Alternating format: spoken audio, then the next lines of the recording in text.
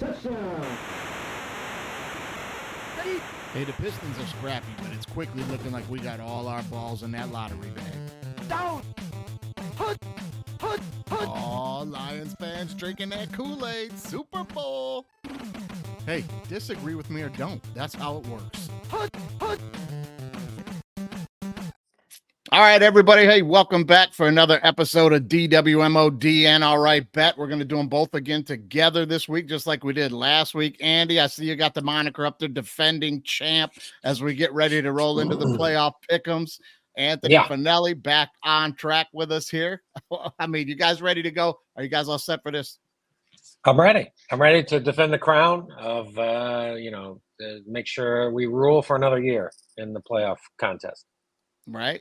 Now, Anthony, you won the first year, man. What are you thinking? You coming back? Well, I don't know, because I got I throw my bets down and odds like a fan, and I got 3 teams that I highly support in the playoffs. So right. I don't know if I'm going head or heart. Yeah. But we will see. But I'm telling you, these playoffs, at least the first round right now, it's got to be the most exciting, like, of the past at least 5 years, right? With all like the different storylines and everything. I mean, great. There's some great storylines. Somebody posted a meme of the commissioner when he was holding up an Emmy. It said story writing of the year. The NFL script wins the Golden Globe and shit. You know what I mean? That's what they're saying. But bunch of other stuff going on in football. Let's jump on some stuff quick before we get to these picks, guys, and let's rock a few quick hits.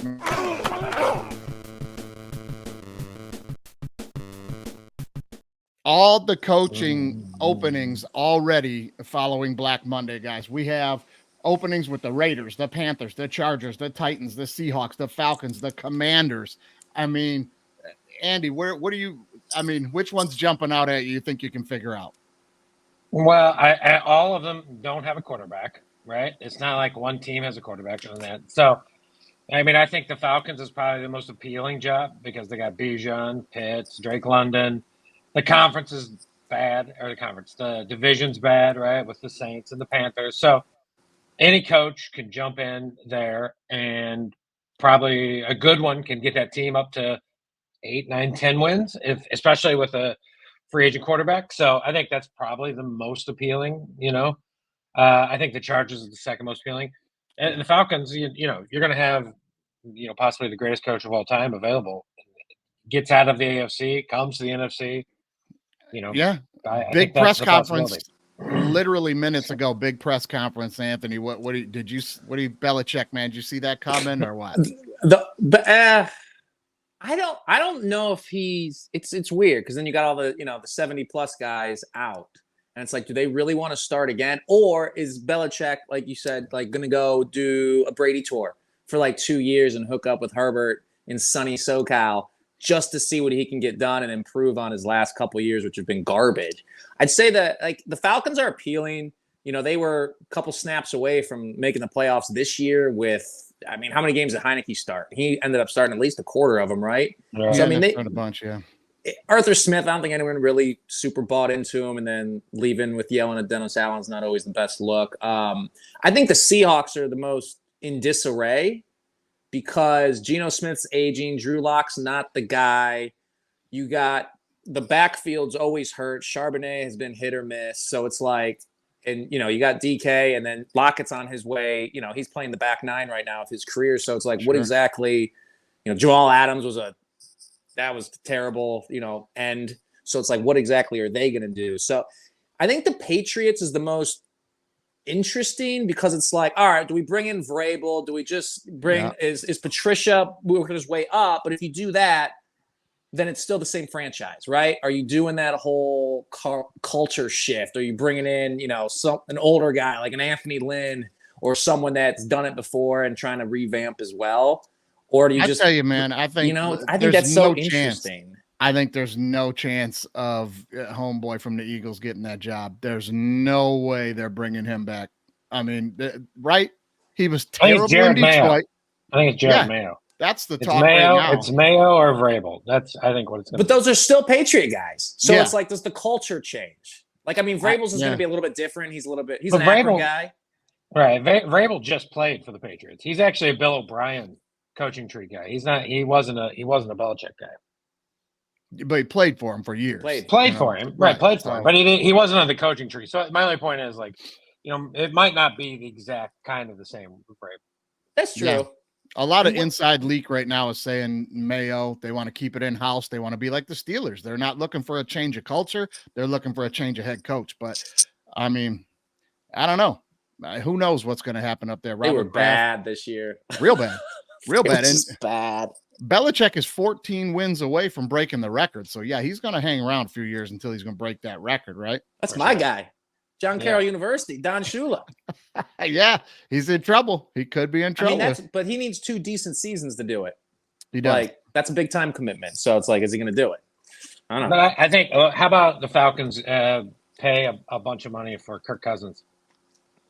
And then and bring in Belichick, and then win about 10, 11 games, and then it's over by mid-25. Then Belichick. You deal Ritter then? No, you deal Ritter. You're like, here you go, bud. Here's a bus ticket, and just tell me how the USFL is. So, I'm telling you, I'm on the radio every day here in Atlanta with the sports talk, man, and like they couldn't be more out on Ritter. It's done. It's done. Yeah. I think he's toast. I think he's gone. Raiders job, they got to give that thing to Pierce, man. What are you even waiting on? Give that thing to Pierce right now. I guess my question is why? Because everybody in the building loves him. You know, they like Fangio. They kicked him out. Yeah, they can. Yeah, no way. Who cares? But they seem to respond to Pierce, man. Right? Like they weren't playing for Fangio. Who was the guy that took the Raiders close? Became like the special teams coach in Green Bay. I don't know. He was like a couple years ago after their other coach after Gruden left. To me, it's the same situation. They got rid of him. Rich something is anyway. Same situation. I'm looking up.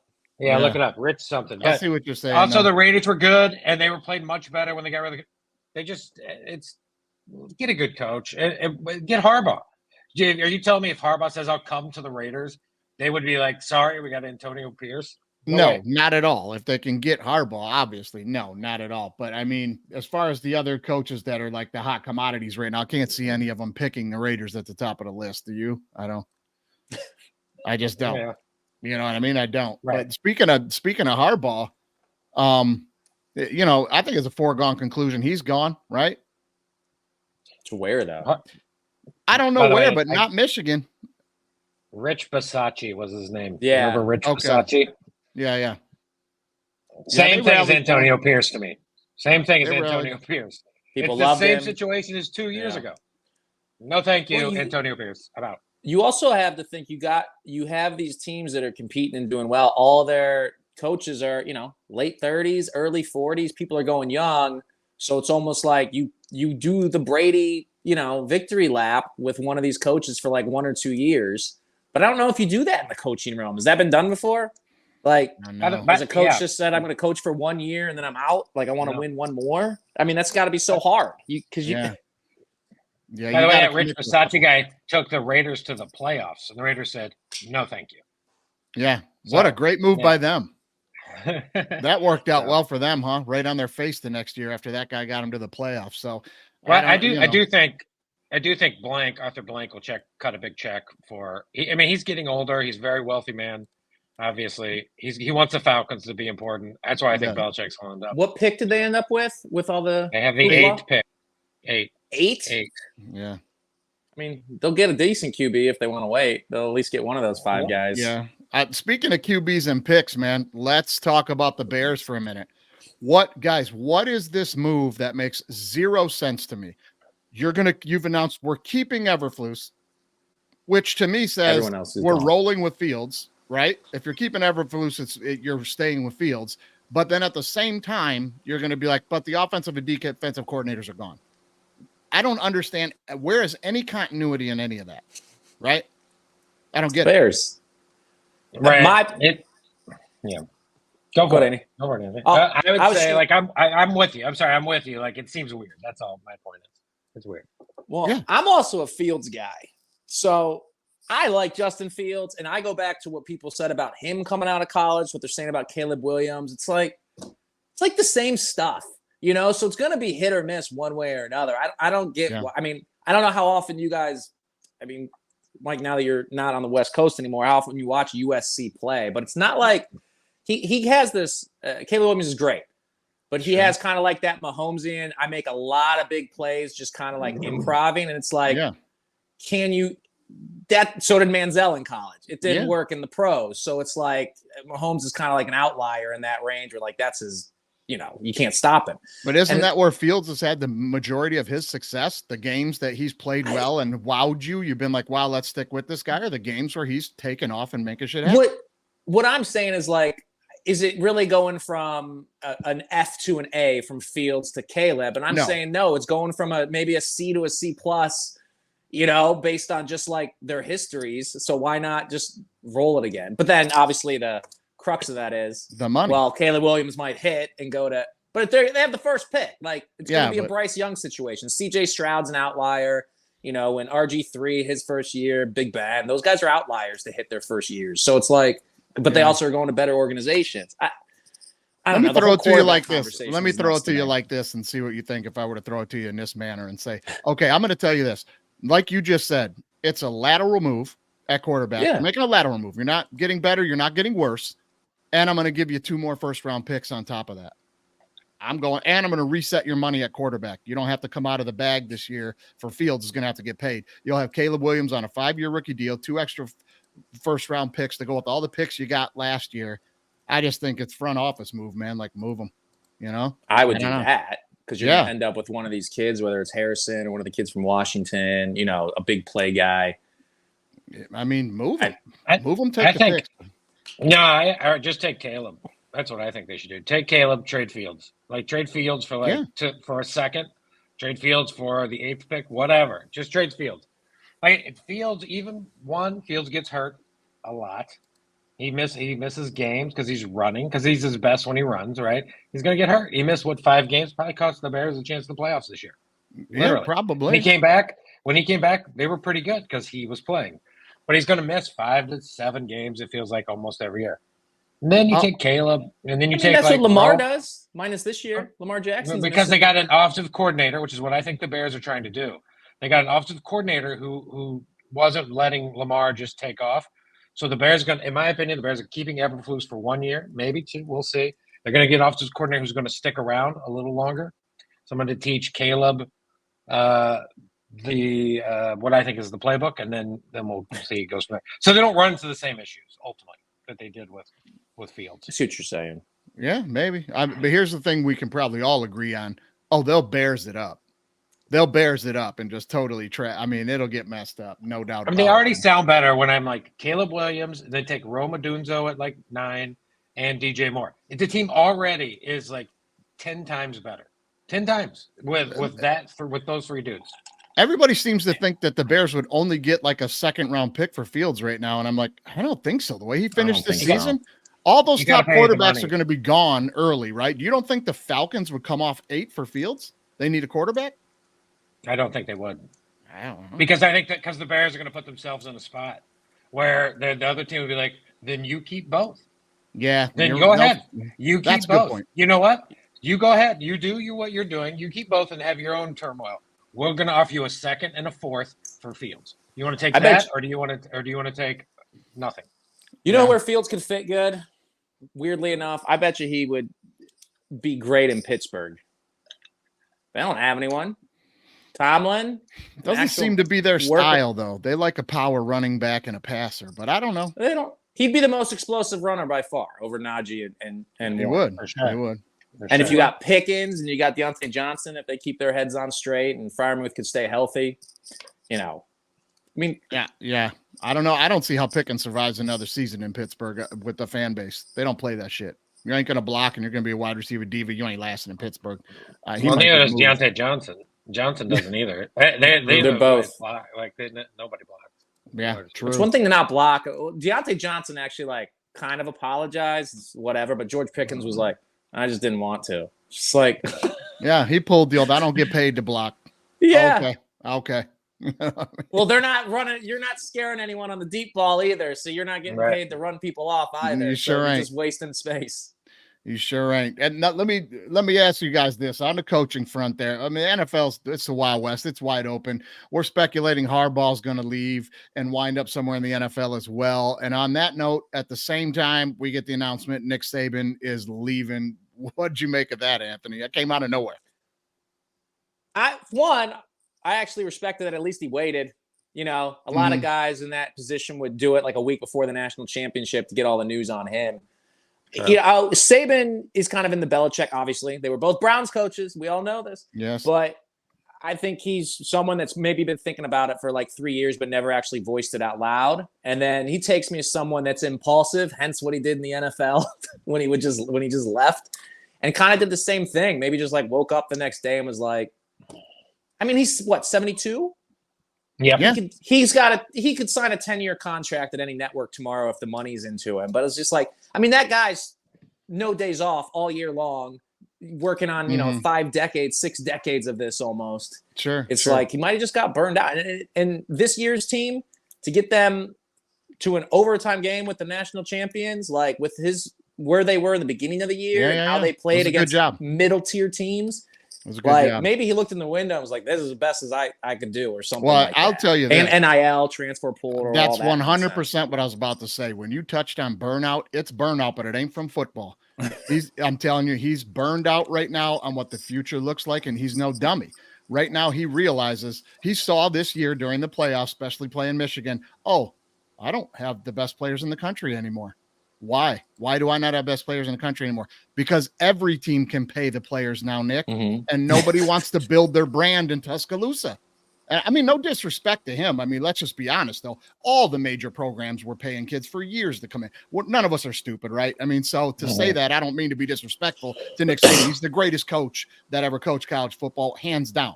But all the teams there now can just right out in the open pay players. What player will go, I'm going to go to Tuscaloosa and build my brand and get deals and no, you're not. You're not. You're going to go out to Oregon. You're going to go to Austin. You're going to go to LA. You're not going to, right? Am I crazy? Or he was like, I'm not dealing with this NIL shit because we're going downhill. I'm not going to get the guys. I don't think he ever got the quarterback this year. I think his team was very good. He never got the quarterback. I think Saban's old enough now where he's like, what else does he have left to prove? I'm going to read you guys some fun stats I wrote down about Saban, hoping we can talk about this. Let's have it. Saban, guess how many times in 17 seasons Saban was an underdog at Alabama? Oh, man, this is going to be amazing. 17 seasons. I don't know. 13. 13. And probably 10 of them in his first year. Sure. His career at Alabama, how many times? He was 206 and 29. 87% straight up winning. Dominating. Yeah, it was pretty good. He was a 127, 103, and 4 against the spread. About 55% he covered. By the way, those spreads are sometimes they're 37. Yeah. They're not all like 5. Yeah, you're right. When they're playing Middle Tennessee State. Citadel. Right. There's four games a year over 30, It's crazy. Let's see. Here's the best one I think I saw. His time at Alabama will end with every single player that played 4 years for him winning at least one national title. That's over crazy. a 17-year That's stretch. awesome. That's awesome. Crazy. Yeah. Wow. Incredible. Well, I think that goes to your point, though.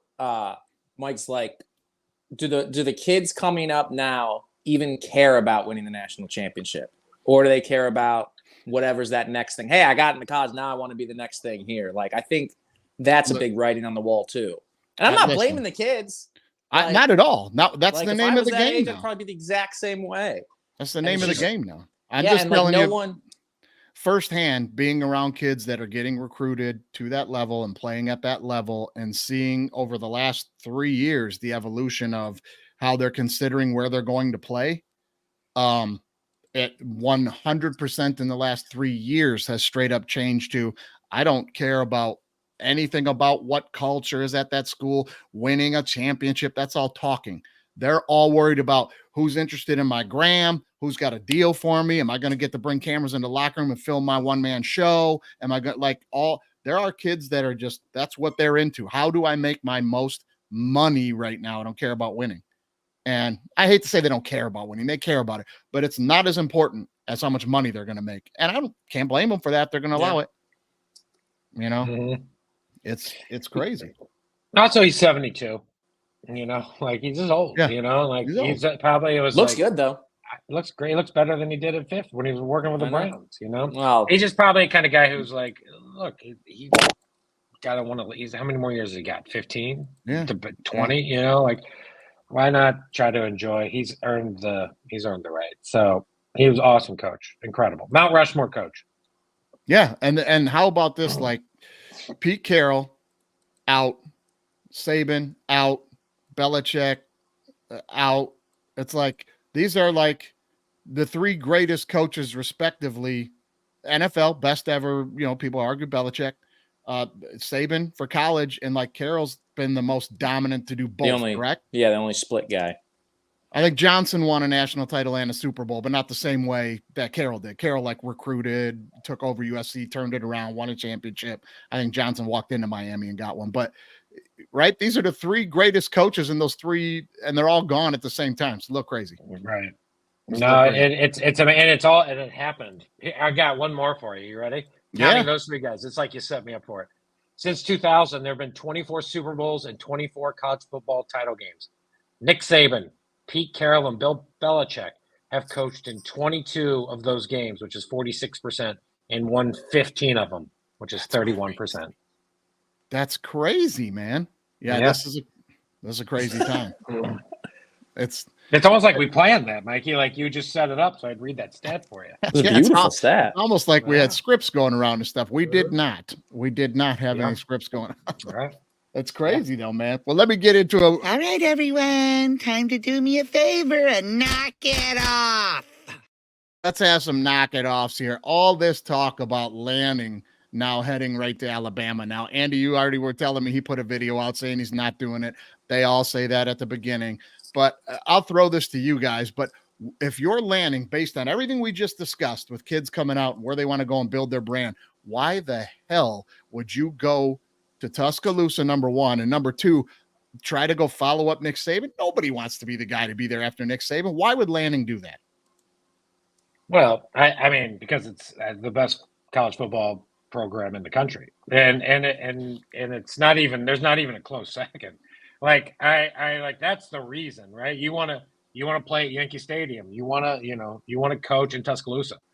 So like I think like that. But Saban's made it important, you know. Also, Oregon's going to go to the Big Ten, and it's not going to be as important as they were in the Pac-12. It's AFC, NFC. You know, the NFC is the SEC. The AFC is the Big Ten. Bama's and Georgia are the big 2, you know, for sure. Like next year, you look at the top 25 next year. The top 4 teams out of the SEC are Bama, Georgia, Ole Miss, and Missouri, right? Those are the 4 of the top 10. Do you really think Missouri goes to Alabama next October? Do you think Missouri's going to beat Alabama? I think they got a real good chance, Andy. I think they have more of a chance today than I did 2 days ago. I can tell you that. Yes. But I still will take Alabama if you're just making it a pick. I don't know. I'm smelling a fall off. I think that's the reason.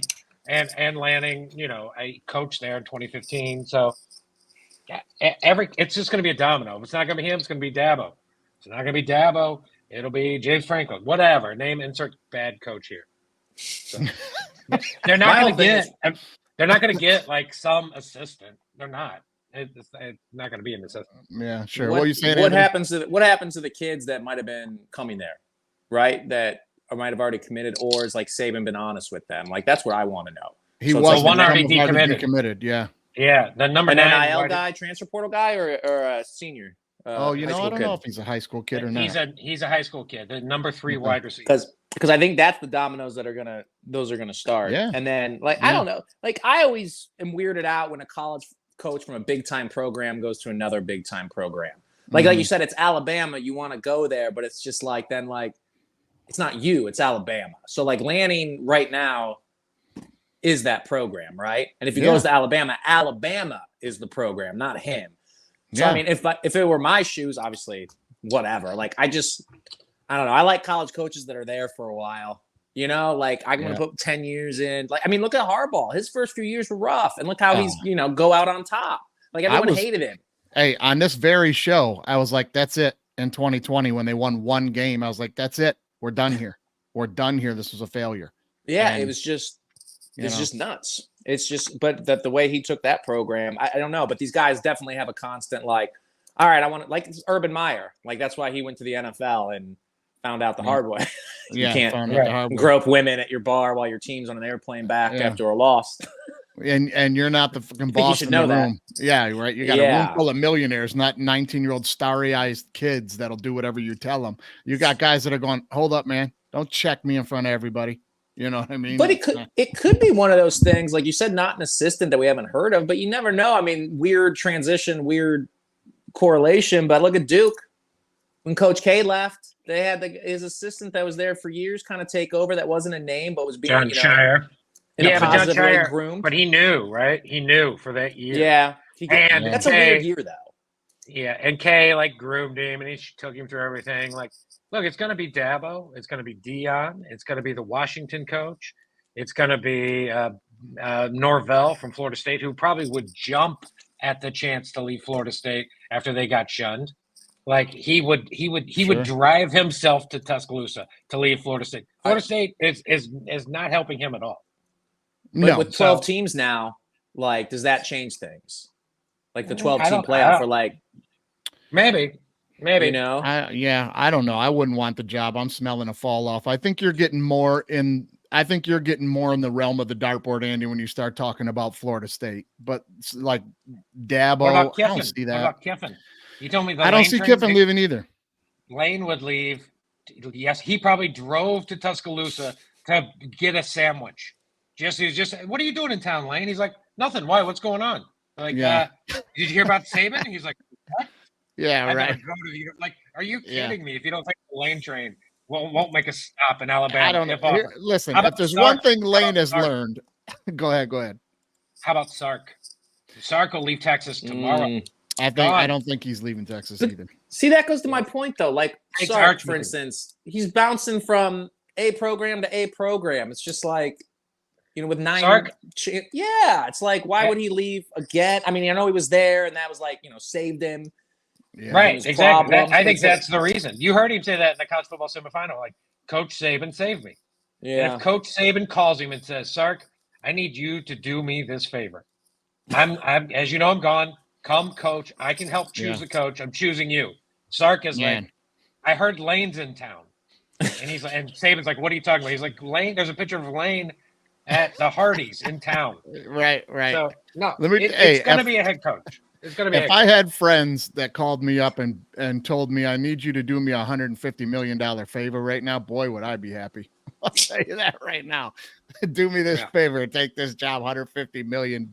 Who knows who's going to land there? But I'm going to agree with you that it's going to be a bigger name though, because the alumni is not going to have it. They're going to have a bigger name, and they're going to cut a check.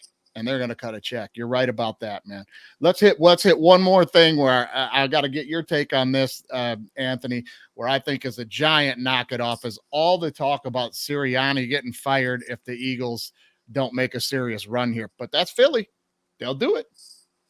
Well, so my only take on that is that, so now you have, you can go apples to apples, where it's like last year, then his coordinators leave, and now what's happening? So it's like, is he the common denominator, or was it the coordinators in that situation? Because you look at my buddy Gannon, he exploded expectations in Arizona with Dobbs and who else was in there before Kyler came back, and everyone was hurt and Connor was hurt, and they got quality wins. They would fire him. I think if they go out against the Bucks, that's fireable. Only because how the season ended, like where it started, how it ended. And you got Jalen Hurts, who's the most, maybe top 3 most buttoned up quarterbacks, always says the right thing. When he says there's a dedication problem or whatever his exact wording was like 3 weeks ago, that's an issue. Because Jalen Hurts, even in college, when he got benched, he never says anything. He's very buttoned up and like proper. And for him to say something, it's like, oh, this is just the tip of it. Like something's going on like behind the scenes, but it's like, man, they had the worst collapse. They're just lucky they're not the Jaguars. Yep. Like, all the symptoms of their illness were being hidden by winning. Winning cures it all. When you start losing, them symptoms take over and you're full-blown sick. Well, and I don't know if this is a weird thing, but I mean, they have an aging line, Kelsey and Johnson, who are still great, but they're both on their way out in the next year or two. I think Kelsey's going to retire after this year. I've said that before. I think both of them are going out. Sure. Lane Johnson's on year 10, right? Isn't he? He's up there pretty good. He's up there. And then,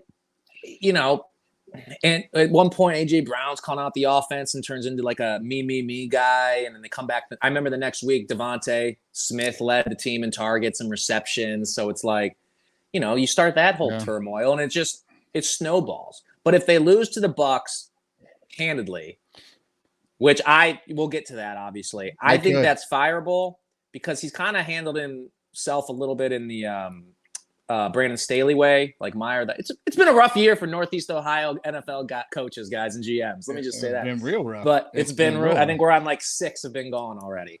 But I think a lot comes from the way he's going to handle himself too in that realm. But it's Philly. Like he went to the Super Bowl last year. Like they're known for firing coaches at least 2 years after a Super Bowl. I mean, how long did Peterson last after he won? Was it 2 years? 2 seasons gone. 2 seasons gone. Yeah. So they're the worst fan base in professional sports. I don't care. Lambaste me, come after me, tweet, whatever you want. I don't care. The Philly football fans are the most spoiled, undeserved sense of like that they've accomplished so much. They think they're the damn Yankees and everyone should be fired if they don't win the Super Bowl. They won the damn thing one time in 100 years. They're the worst fans ever. They'll turn on you in a heartbeat. I mean, they're the worst. They're the worst, man. They also, Philly needs to work out their offense and their defensive coordinators a little more. Like those 2 guys that went to Arizona and Indianapolis, I think are just awesome.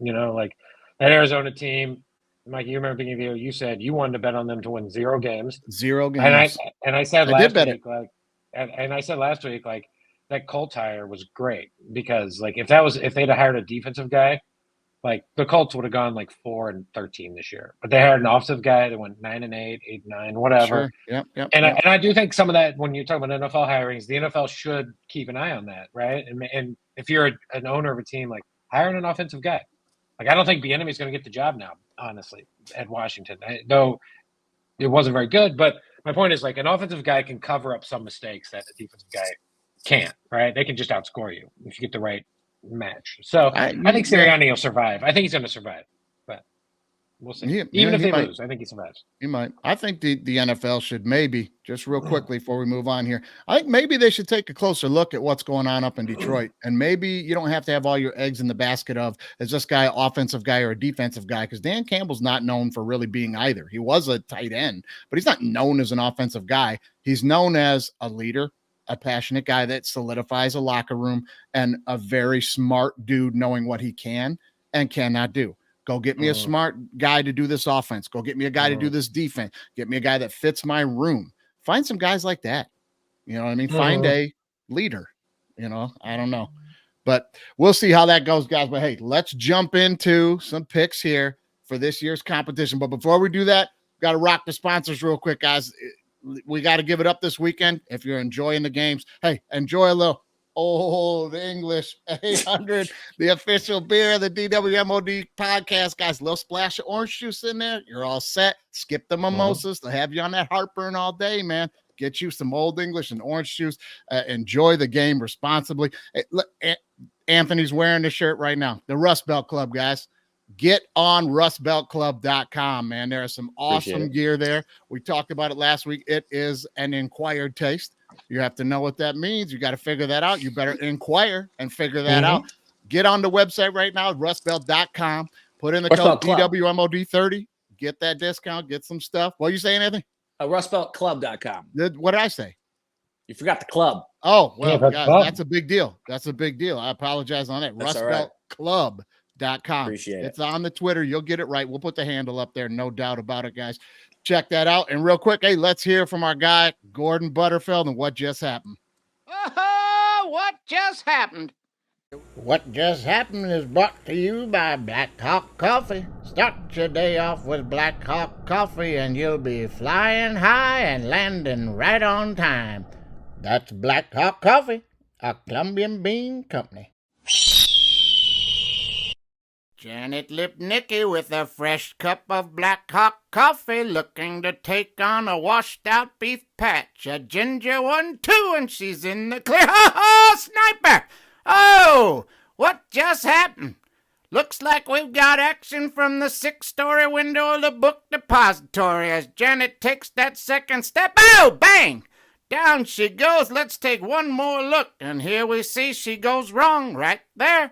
She's simply uncoordinated, and bang! Her face in the sand quicker than an ostrich. Oh, that's gotta hurt. Somebody put some chalk around that coffee. Black Hawk down. Oh, what just happened? That's Gordon. That's Gordon on the call. Gordon killing it on the call, helpful. man. Helpful. Oh, man. Yes, he'll get you through your day, letting you know what just happened. All right, guys, let's get to it with a little All Right Bet talk. It's time for another episode of All Right Bet. There we go. Kenny Rogers on the 16-bit tune there, but let's talk some bet. Let's get into the competition. Now, Anthony, you were our guest picker for the final week last week. And here are the final standings at the end of the year. Guys, not a good week for either one of you. I'm going to tell you right now, both of you guys 1-4. 1-4 on the picks last weekend. Equally bad. It happens. It happens. But thankfully, we needed it to happen to take this thing. I went 3-2.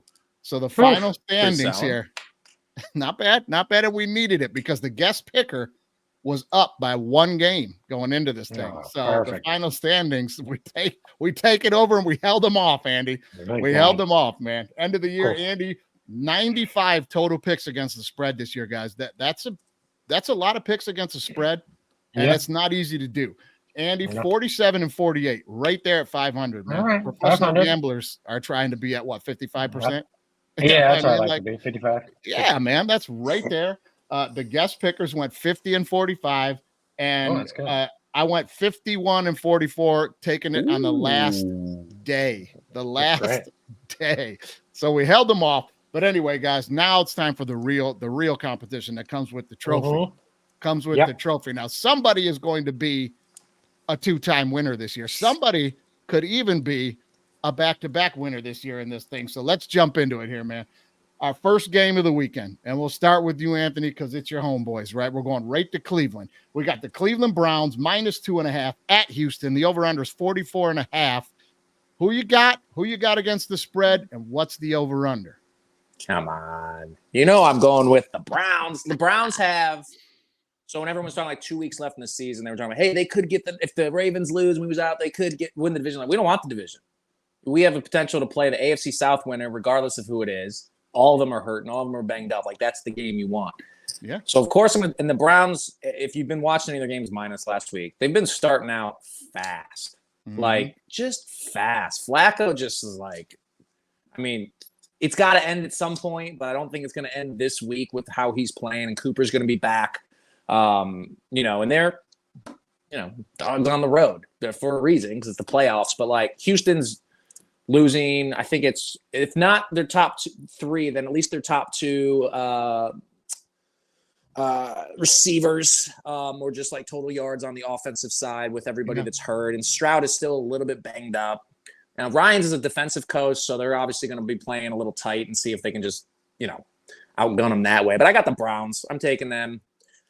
Even give me -2.5, give me -5. It's still, to me, -20. I'd still take the Browns. I am going to take the over just because it's domed up and we don't have to worry about weather. And the Browns have been starting strong, and C.J. Stroud will bring someone back if they're down by a little bit. So I'm taking the Browns and I'm taking the over. Okay, Browns and the over for you. Yeah, I think you touched on some stuff that's really important to me in this game as well. Cleveland's been playing well. They've been starting fast.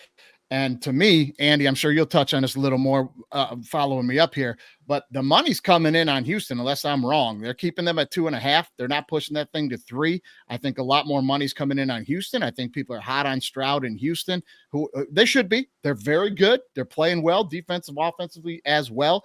But listen, if you're going to keep this thing at 2.5, there's no way I'm not taking the best defense in football against a rookie quarterback. I love Stroud. You listen to the show, 2 years before he came out of college, right, Andy? I was saying Stroud's the guy. Yeah. And he is. Yeah, He's great. He's great. But I can't pick against the number one defense in the league, playing against a rookie quarterback. Now, they played each other 3 weeks ago.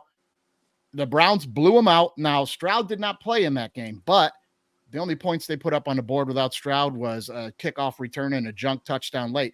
But I think the bigger point from that game is how many points the Browns put up. Browns had not been scoring a lot, and the Browns put up like 36 points in that game. I think AC set the team record, 265 yards receiving. Looks like they got the defense's number there in Houston a little bit. Give me the Browns to cover all the way, but give me the under here. I'm going to take the under. Ooh, all right. Okay. Yeah. I'm up, huh? Look, you guys know I'm going to go not with you guys, right? I'm getting a home dog. I'm getting a home dog of plus 2.5, almost 3 points. Look, I knew it. The Browns, fine. Like everybody, like you're telling, there's no way I'm wagering money on the 39-year-old Joe Flacco on the road. I'm not doing it. Right? The Browns last like 5 games. By the way, like they lost to the Rams, remember, in LA by like 2 touchdowns. Flacco got killed. Then they beat a bad Jags team. Then they should have lost, but they beat a bad Bears team. Then they beat the Texans without Stroud. Then they beat a horrible Jets team. Then they lost to a Bengals team because they didn't care. My point is, like, they didn't play anybody in 2 months, right?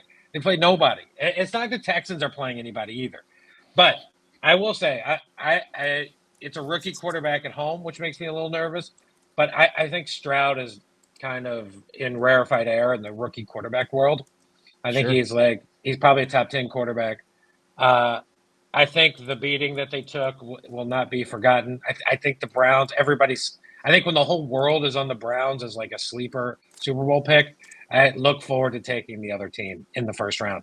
It's set up nicely for the Texans. Give me the Texans plus 2. It's down to 2, which tells me more money's coming in on the Texans. Give me the Texans plus 2.5. Give me the Texans money line. And regarding the over-under, saying the Browns have the best defense is, I think, incorrect. Because the Browns on the road, the overs in their games on the road are 8-0. On the road, like, I'll just throw some numbers at you. The Browns have given up on the road this year. Like, okay, so on the road, their first game was at home. They gave up 26 to the Steelers on the road, by the way. They gave up 38 to the Colts, 24 to the Seahawks. They gave up 31 to the Ravens, 29 to the Broncos, 36 to the Rams. Like, on the road, this defense has not traveled as well as you believe it has. That over, to me, is my favorite bet of the weekend, is the over in this Browns-Texans game. Okay. Take the over. All right, on the over there. Hey, I know they did have some games they gave up a ton of points after Chubb went down and the quarterback's out, and they were figuring some things out. I think they got it figured out. I like that Flacco. He's 39, but he's only played 5 games and took a rest last week. So we'll see if he had his nap last week. We'll see what happens on that one. Let's jump into the next game of the week, guys. And I'm going to tell you, this one is the one that I'm going to say is my lock of the week. Now, there are some interesting facts about the NFL playoffs. Since 2017, the Dogs are 20-10 against the spread and 13-7 heads up. So, Andy, you're onto something there, no doubt about it. But at least one dog has won on Wild Card Weekend every year since 2017. So one of these underdogs is going to win this week. Andy, you're on yours. Houston. First game. It's going to be the first game. What are we talking about? First game. You're saying first game. I'm not picking the underdog in this game, though. I'll tell you that. This is the Dolphins plus 4 at the Chiefs. The over-under is 44.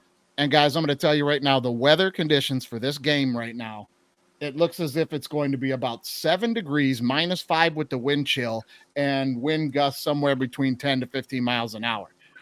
Miami can get together, hands in the huddle, and 1-2-3 Cancun, because they are done. There will be no chucking that hard-ass rock up in the air. There'll be no – the whole – Tyreek Hill revenge thing, you can save that. You can save that right now. Tyreek got what he wanted: money, sunshine, and heading to Cancun for the playoffs. Because I'm telling you, Kansas City receivers could drop as many balls as they want in this game, Andy, and everyone is still going to walk out of that stadium saying, "I don't care. We don't have Tyreek. We won the game." Give me Kansas City to annihilate them. Give me Kansas City laying the 4, and I'm going to take the under in this one. So what do you think, Anthony? We'll let Andy take it home. You go, Anthony. Yeah, no, this is your deal, so I'll go quick. I'm gonna go complete opposite. I have no faith in the Chiefs this year. Like usually when you watch the Chiefs play, you have a feeling no matter what they're gonna win. And if you watch them play a lot this year, you never the first game they played against the Broncos. I forget what week that was, but it was when the Broncos were struggling, and the Broncos contained Mahomes, contained everybody, and it was a really, really – and this was like maybe a game or two after the 70 they got put on them by Dolphins. Yeah. So it was just like – it was a different Chiefs team. And this is the first year you see Mahomes visibly upset. Kelsey's come out and said he's not the same as he always has been. Their running backs are banged up. You know, you might as well put take Tony out of the game at some point. I mean, Rice is playing good, but he's still a rookie. The weather's going to come into effect. You know, so the game plans are going to be all out of flux. So I just don't think this is the Chiefs' year. As great as the Chiefs have been, there's just too much going against them. You know, they're congratulations to Chris Jones on making his $1.25 million on his gimme sack and his Michael Strahan sack last week. But I know the Dolphins have a terrible track record against teams with winning records, but I think the Dolphins have McDaniel, who's a better. You know, the Chiefs don't have Bieniemy anymore. So I think McDaniel will put something together because they're actually healthy now in the backfield. They got, I can never pronounce his name right, Avanchi back, who I don't care how cold it is, him and Tyreek and most are the fastest guys on the field. So you put I'm just taking the Dolphins at +4. I don't know if they're going to win outright, but I'm going to take the Dolphins with +4, but I am going to take the under because I think it's going to be a really interesting game. All right. Yeah. It's hard to bet against Mahomes. He's got that Brady aspect, but it's like this year, it's just, I don't know. They don't have it this year in my perspective. We'll see. We'll see, man. What do you think, Andy? Tell us about the Chiefs. I think that it's so hard. Well, first off, I think you remember the Chiefs playing at home rules, right? Like they don't cover. They do not cover. And no matter I believe the Chiefs if they're going to win this game, it's going to be a Mahomes touchdown at the end or a Butker field goal from like 48 yards off some wild ref shenanigans that people are going to complain about, right? Or the rest pass interference or something like that. Look, I think the Chiefs only have like two dudes who can really get open, which is Rice and Kelsey. And Kelsey's older, obviously, but if you look at Kelsey and Rice's stats, their lowest receiving yards this year were against the Dolphins. I think Rice had like 17 and Kelsey had in the 20s, which tells me they put like Jalen Ramsey on Rice and just lock him down. And then they kind of box in or whatever Kelsey and force little dinks and dunks that way. So, look, I like the Dolphins. I'm taking the Dolphins +4. Like, I think I'd take the Chiefs money line, but I think 4's too many points. Like, the Chiefs have maybe the best defense of the Mahomes era, but they can't stop the run. Like that's just the one thing they can't do. So like you're going to see a lot of Shane and Mostert's probably going to play. I think Waddle will be healthy. This game reminds me a lot of last year when Miami went to Buffalo and lost 34-31 when Skylar Thompson was the quarterback and it was cold and everybody's like the Dolphins are going to get blown out. They're going to get toasted.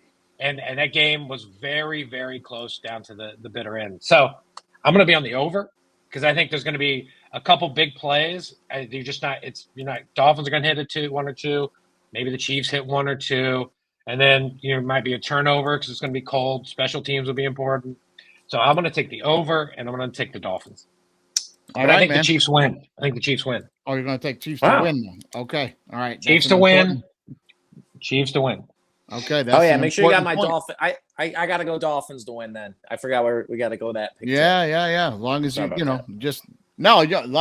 you just say you're taking Dolphins in the open, then you got them all the way. All right. No doubt about it. Just making sure. You're good, man. You're good. I'm on an island here. I'm all by myself and feeling nervous now all of a sudden after you guys lay all that out there, but I'm going to stick to it. All right, let's jump this next one. Steelers +10 at the Bills. 36 is the over-under. This is the hardest spread of the week for me. Hardest. Again, it's so hard. It's the hardest. And if this game was being played in sunny Florida, I would be like a 10-point spread in the playoffs is kind of ridiculous, man. But this one's going to be played. They're saying this could get up to 40-mile-an-hour winds in Buffalo right now.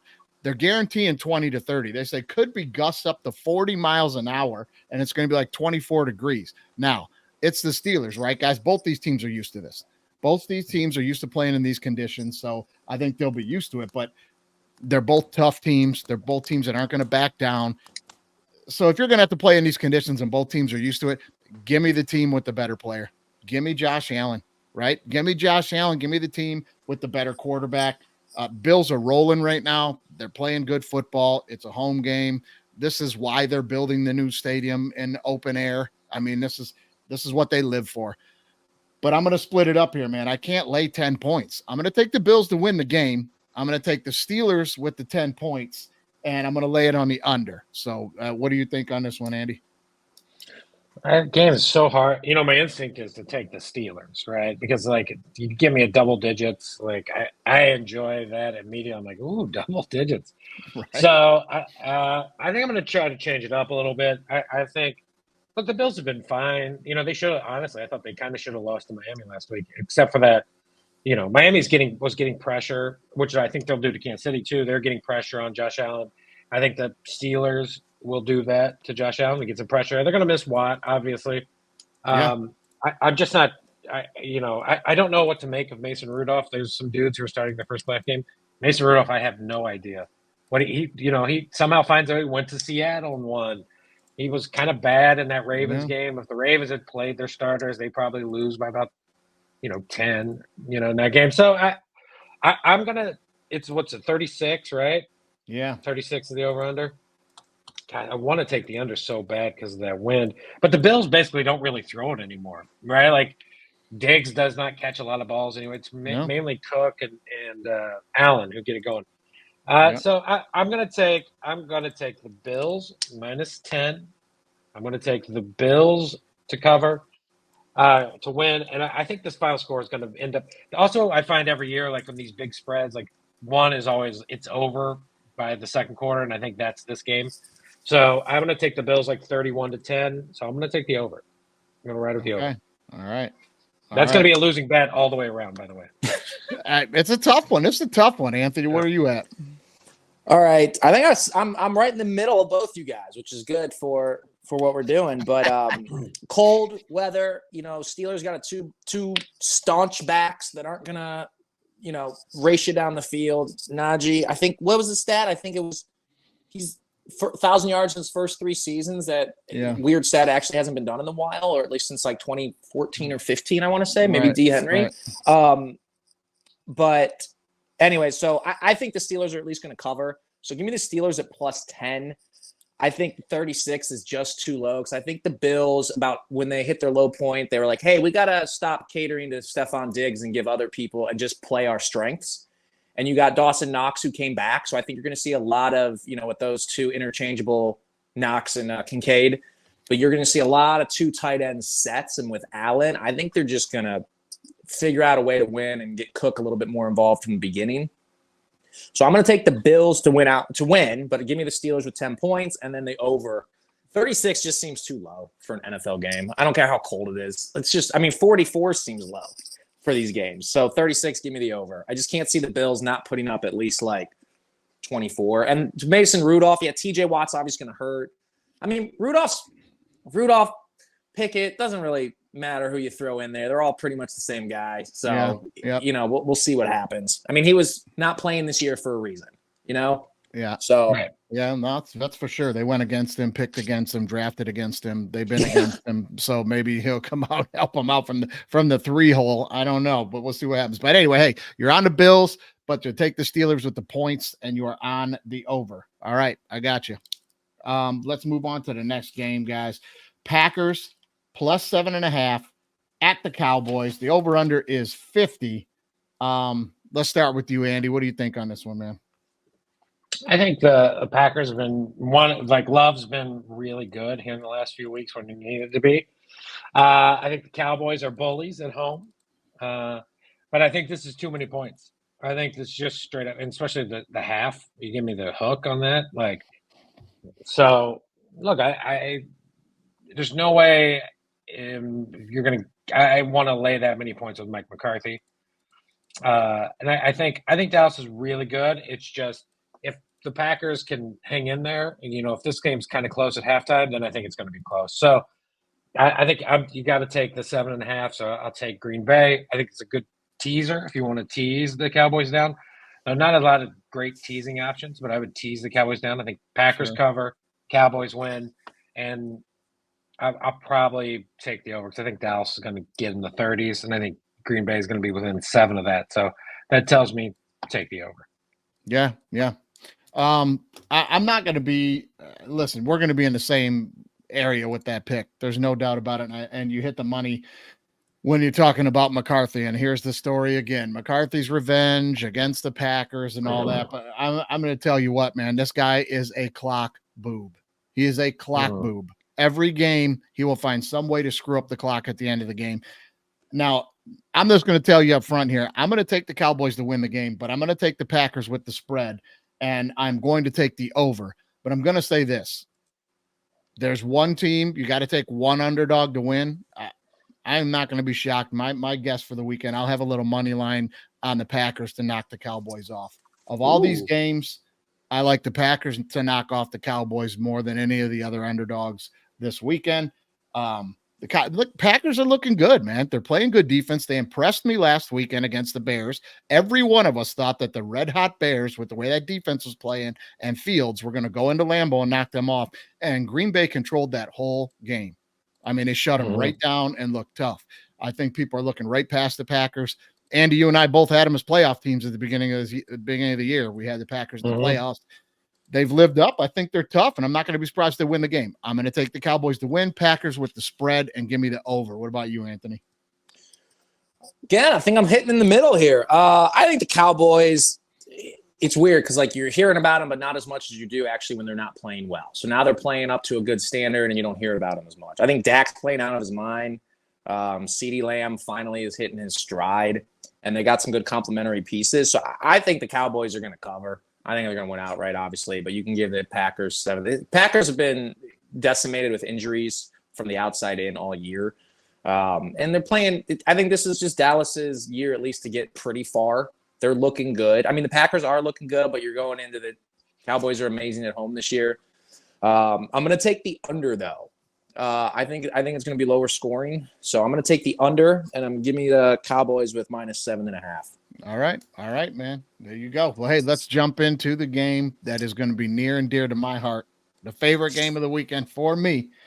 Rams are +3 at Detroit. The over-under here is 51.5, and I'm going to hit a couple of points for you guys real quick. First of all, it's the over all day here, guys. These teams can score points. There's no way you're not going to be on the over here. Maybe you are. I am not. I'm going to be on the over all day.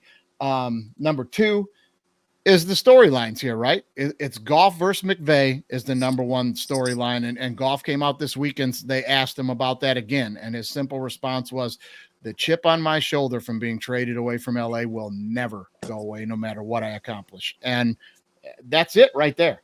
Goff wants this one so bad. And the thing about this Lions team is this is a team, man. These guys ride or die for each other. And these guys want this for him as well. They're going to be fired up and ready to go. Coming off that Dallas shit, they are fired up to try to get back at Dallas. You heard Coach Campbell. It is controlled rage right now. This team is ready to go. Number 3, the Stafford. I mean, I'm going to give you one little Stafford rant right here. Anybody that's a Lions fan in Detroit, that you've been a Lions fan your whole life in Detroit, you know that, like in Cleveland, Anthony, everybody's been Cleveland fans their whole life, right? Nobody bails on the team, though, and has other teams. Like, I don't root for the Browns anymore. I'm a Rams guy now, or I'm a Falcons fan, or whoever, Steelers, or what. You walk around Detroit in the last 25 years, and everybody's got a different team. Oh, I'm Patriots now because Brady's Michigan. Oh, I'm Green Bay because they win all the time. Everybody bailed on this team so bad that now you have a stadium full of bandwagon fans who all owned those stupid little jerseys with number 16 and said Owen on the back. Owen 16, that's cute, right? They're assholes. You got a bunch of bandwagon fans, and I'm telling you right now, if they go into the stadium in this game and they boo the shit out of this guy when he takes the field, those are the fans that could afford the tickets for the game. The assholes. I'm telling you that right now. This is what Stafford deserves when he comes into the stadium. When Stafford takes the field, he should get a nice ovation. This guy was great for the city, came in here, owned it. Nobody want to be drafted by the Lions, right? That's a death wish. That was a death sentence, man. This guy came in from minute one. I want to change it, got ingrained in the culture. Him and his wife, no matter what she says on her podcast, were involved in the city doing all kinds of good things. He's a great dude. He deserves a little ovation. But then I want a record scratch over the loudspeaker, and let's get on his ass.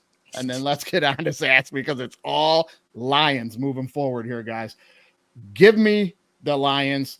Give me them laying the 3. Give me the over 51.5. And St. Brown is going to show Puka Nacua who the real Pro Bowler is. That's where I'm at, man. You go ahead, Anthony. You don't have Puka in the Pro Bowl? Not over St. Brown. Not a chance. Sorry, I missed you 1 second. I think a spam call came in. Oh, I said not over St. Brown. Not a chance. I thought you meant like over Laporta. Yeah, no. Well, Puka, obviously, I don't know if he has those numbers if Kupp doesn't get hurt the full season. But, this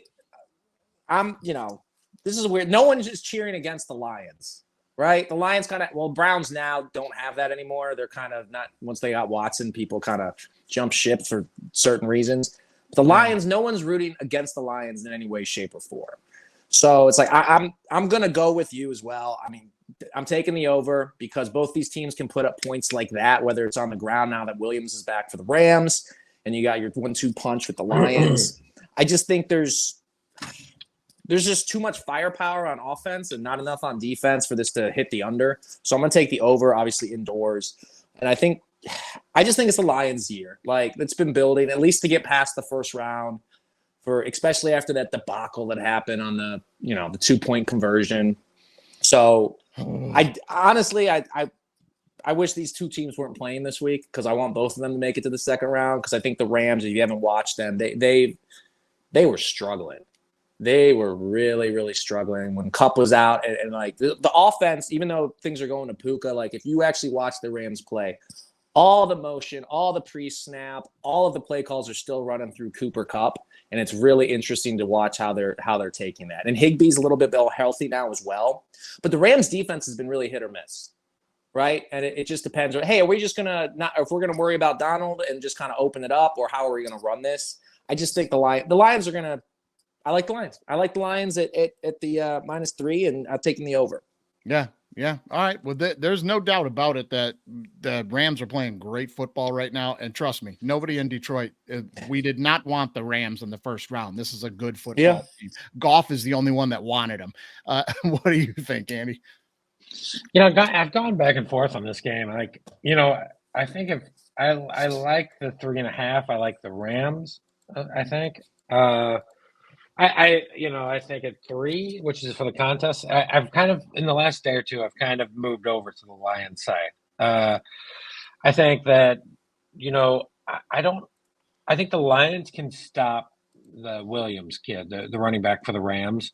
I don't think they're going to be able to stop Puka or Kupp, and they won't really need to, right? But I think they can stop the run a little bit. I think they're going to do the one thing I think Stafford doesn't like, which is get a little pressure on Stafford. And again, no quarterback likes that, but I think they're going to put enough pressure on Stafford to kind of force some wild throws. And I think that's going to be the key. On the other end, other side, I don't know if the Rams can get enough pressure on Goff. And I think the Lions can also run on the Rams. So that kind of leads me to think, like, on that side of things, I think I like the Lions. I think they're going to put up some points. I also like betting Goff indoors. I would, I'd probably stop betting Goff next week when they have to start going outdoors, if they do. I'm also very wary of the teams everyone says are Super Bowl sleepers, which are the Browns and the Rams. And those two teams, that kind of makes me nervous. We can't all be right. Though I will say, if the Rams are fully healthy and they win to San Francisco, I think they have as good a chance as anybody to win in San Francisco. But I don't think they're going to get there. So I don't think it's going to happen. So I'm on the Rams. I'm on the Lions -3. I'm on the Lions to win, and I'm on the over. Oh, okay. You're going to take the over. Yeah, everybody's on the over with that. I mean, you got to be on the over in this one, man. You just have to. I'd rather lose on an under than bet the under and to go over, and maybe like I knew this was going to go over. Yeah, right, right. All right. Hey, last game of the week. Eagles -3 at the Buccaneers. That's the way it works in the NFL, guys. You win your division, you get to host the game. At the Buccaneers, 43.5 is the over-under. And Andy, we'll let you go first, man. We saw this game last year. But last year was the Dallas Cowboys at Tampa Bay, wild card, Monday Night Football, 4 versus 5. If you recall last year, the Dallas Cowboys lost to the Washington Commanders 26-6 in Week 18. Everybody's like, the Cowboys are bad. It's really bad for the Cowboys. They're going to lose to Tom Brady. I'm sure even I chose Tom Brady last year, to beat the Cowboys. And what happened? The Cowboys went and smoked them 38-12 or whatever the score was. In rinse and repeat. Rinse and repeat. The Eagles are going to win this game. Yep. The Eagles are going to win this game. They're give me the Eagles -3, give me the Eagles -4. I think Baker's hurt as well. I think he's a little banged up. It's kind of it's one of those wounded dog teams where I would be a little afraid of the Eagles this week. I think they're going to do it. I give me the over. I think we're going to see some points in this game. I think that's the only way the Bucs eventually are going to have to hang, is to throw it to Evans. So I like the Eagles -3. I like the Eagles to win, and I like the over. Okay, Eagles in the over for you. Yeah, I'm going to say if the Bucs could score any points at all, I might be in on the upset pick here. They can't, man. They just cannot score. And listen, the Eagles are off the rails. We've already discussed that. They are off the rails, and there's a problem in that locker room. But the playoffs have a way of acting like smelling salts in a fractured locker room, right? They can wake everybody up real quick to how serious the situation is. Put your bullshit in the closet, and let's ride or die. And I think that's going to happen here with the Eagles. I'm expecting them to tighten up the ship, win this game. Give me the Eagles laying the 3, but give me the under in this one. I'm going to take the under. I mean, I just don't see a lot of points being scored by either team. Anthony, what do you think? All right. So everyone knows I'm a huge Baker fan. And if you were to, every week near the end of the season, and the Eagles and the number 1 seed is on the line still in the NFC, and they're losing. And they're losing to not good teams. Like, I would be like, oh, they just lost to the Seahawks, who are, a little bit above average. They'll bounce back. And then lose to the Cardinals in a shootout. Then they end this season where they could still win the East. And then they lay an egg versus the Giants, who are starting a 75-year-old Tyrod Taylor. And all the disarray, give me the Bucs. Give me the Bucs +3 because 3. I think it's to this day, and that's only because I saw something on Instagram. Baker in the first round of the playoffs versus the Steelers, when we were underdogs then, the week before we didn't even have coaches because of like a COVID situation, and none of our coaches were there. He literally had to meet his offensive lineman in the huddle, went out and smoked the Steelers, had some help on the defense, obviously, that game. But the Bucs have, I mean, the biggest Pro Bowl snub, no one watches the Tampa Bay Buccaneers, obviously. Biggest Pro Bowl snub by far is Winfield. If you watch last week's game against the Panthers, he literally saved their season on DJ Chark on just a movie, like end of a movie hit, fumbled in the end zone. The only knock on, they should have put the Saints away in week 17. They didn't. They looked bad.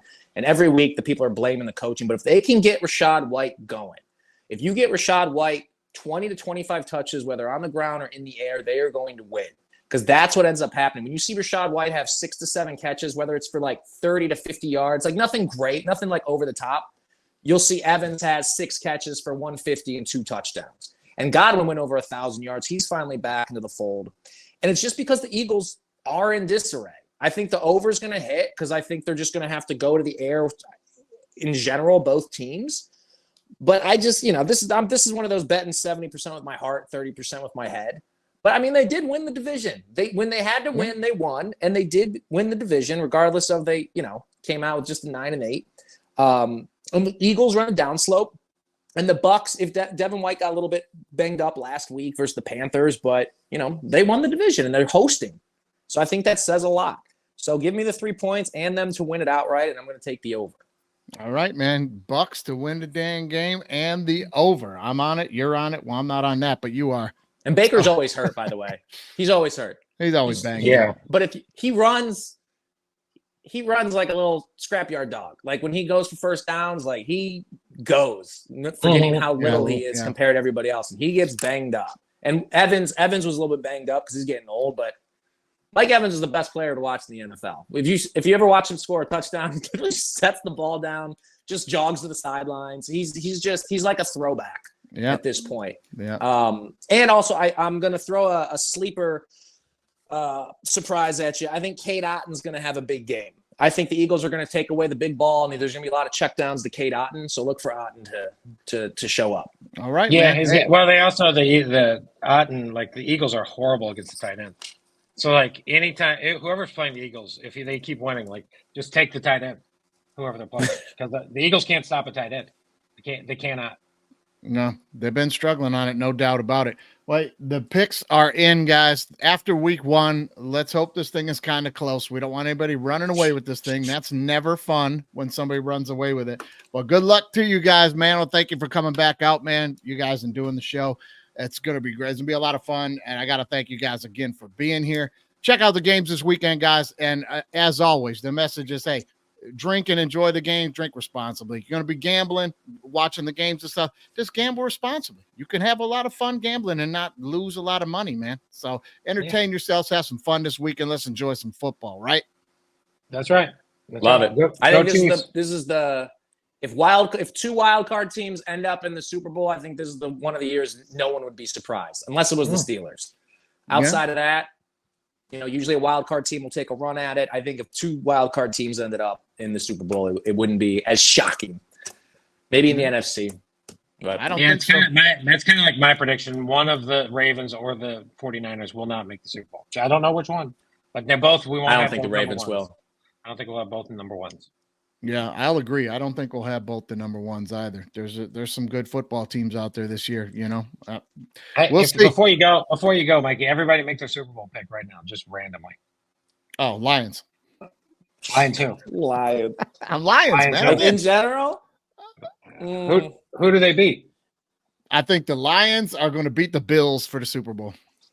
I got the Bills.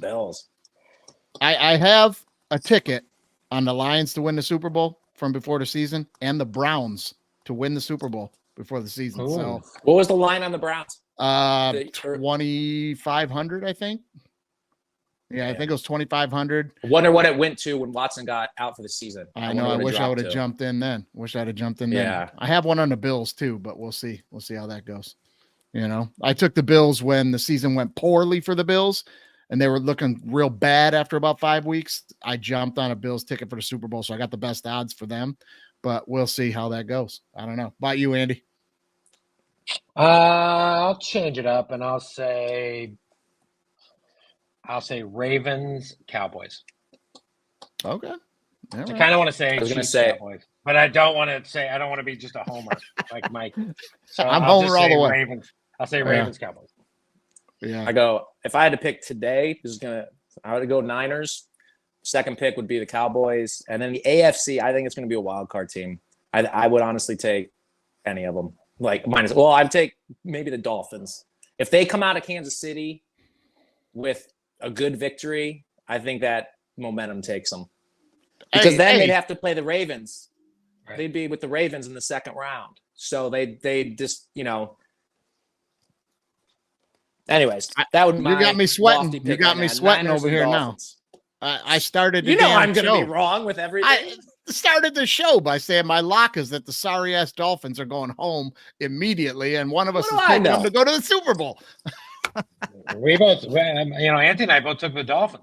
You did. Both of you did. Both of you did. You should be ashamed of yourself as a Chiefs. That's because you're self-deprecating with the Chiefs, though. You never really pick them out right. I just don't think they're not going to cover at home. They never do. Yeah.